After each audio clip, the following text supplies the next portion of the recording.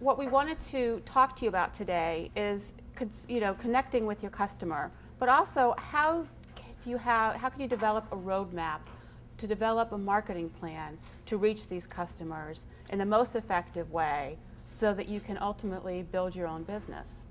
Now, a little background into Earth Advertising and myself. Martha has worked for years in traditional advertising agencies, as have I, and we both sort of reached an aha moment and decided to focus our energies and our passion on working with those clients that we consider green, sustainable clients. Martha had her sort of aha moment when she worked with Stonyfield Farms and brought that brand of yogurt to the public. And I had my aha moment when I worked with De Beers in the diamond industry and helped them through a reputational issue with a movie called The Blood Diamond coming out, which did not fully portray what the diamond industry has done to help safeguard diamonds. And so when I went to Africa, and I've been to Sierra Leone and Botswana and South Africa, I really saw there what good business principles can mean for communities. So I kind of understood the life stage and the life cycle of a product. And again, both of us decided at different times to focus our time and our energy marketing products that, again, really fulfilled a sustainability agenda. And we come from traditional marketing backgrounds, and there's no secret, there's nothing different to marketing a green product than there is marketing any other product. You have to be smart about it, you have to be disciplined about it, and you don't need a big budget. I really want to welcome everybody and in some ways congratulate everybody for being part of this, what we call this green economy. And as you see the industries listed to the left, these are the kinds of clients that we take a look at as our filter for who we want to work with. Because we want to work with clients who have a passion for the planet and for sustaining this planet, as do we. Van Jones, who many of you know is the green jobs guru with the Obama administration and who founded Green for All, has said that we have to rethink in a fundamental way what is an economy for.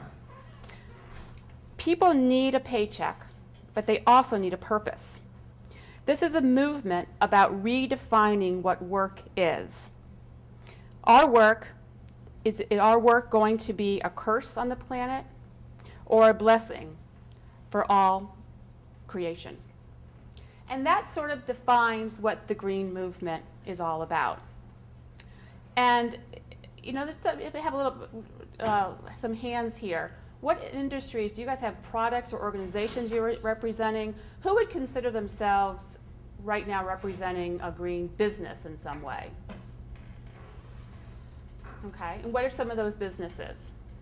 The adult industry. Sorry? The adult industry. The adult industry, okay. Digital photography because we use many resources. Yep, absolutely. I work for a company called Go Green Displays. We're a trade show company. We're trying to make the trade show industry greener. It's like the second most largest waste producing industry in the nation. Absolutely, that's great, that's great. But do all of you consider yourselves green consumers? Yes. Okay. Well, what you want to do with your product or your service is you want to learn, you want to be able to develop a creative strategy. You want to be able to define, if you want to communicate with your customer, who you are, what you want to talk about, what you want to say, but also who do you want to say it to. And it's, okay, sorry, this went a little funny. Here, so a green customer. Who is a green customer? They probably will surprise you. Green customers don't necessarily, show themselves as being as driven by ethics. What the biggest indicator of a green consumer is someone who's interested in health and safety, performance, and economic benefit. Is this a green consumer? Well, he might be smoking, but he also might be somebody who's really involved and really concerned about pesticides on his lawn. So you have to be careful about how you're defining who your green customer is. because they come in all different shades, and they come in all different periods of time in which they've adopted this sustainability agenda. And also conscious consumers. Again, they're not the ones that care most about the health. They're not as green as you may think. But they've all sort of reached this moment at a different tipping point. For many people, the tipping point, for instance, was $4 a gallon for gasoline. A lot of people at that point started realizing, wow, we have to stop using this. And as they stopped using gas and started going to bicycles or mass transit, they started becoming more open to other sustainability things that they could do, other behaviors. You all probably are thinking about maybe what your tipping point was. What was it that caused you to start thinking about green living in a different way? And everybody's different in terms of where they are in that progression.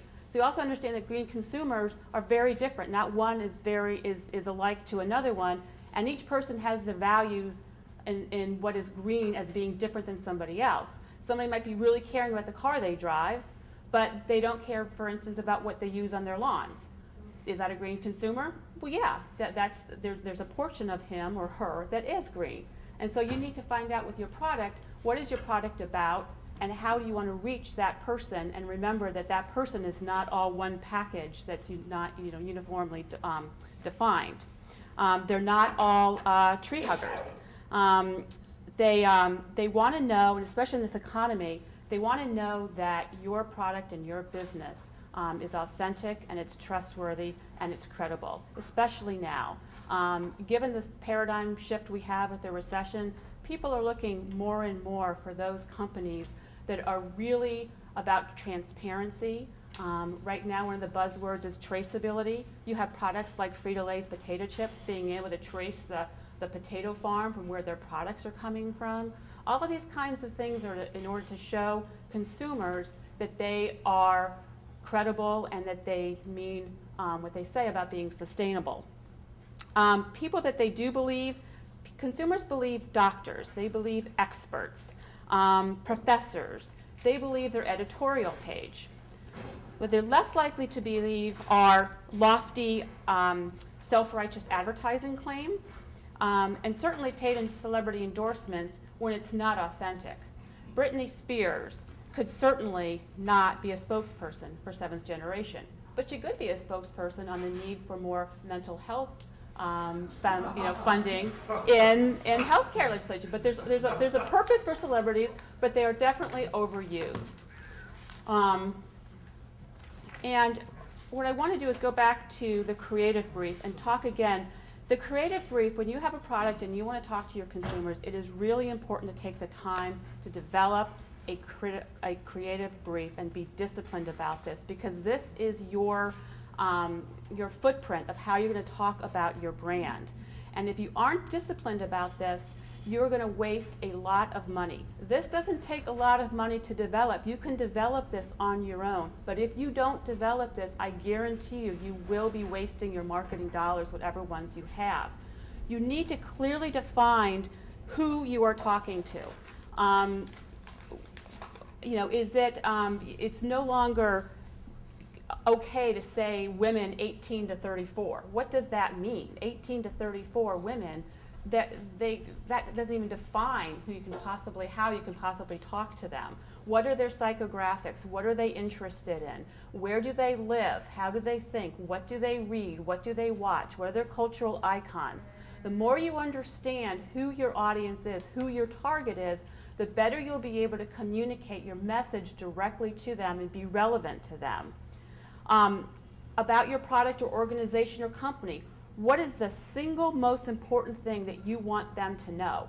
You want them to know about probably 10 things, but you have to be disciplined and decide if there's one thing I want people to come away with this communication plan, with whatever I'm doing, what is that one thing? And then why should they believe you? What are the support points to that one claim that you're making? How can you say that this is what, that they want to believe you? You have to support that. And then what do you want them to do? Do you want them to go to a website? Do you want them to buy your product? Do you want them to send a letter to your legislator?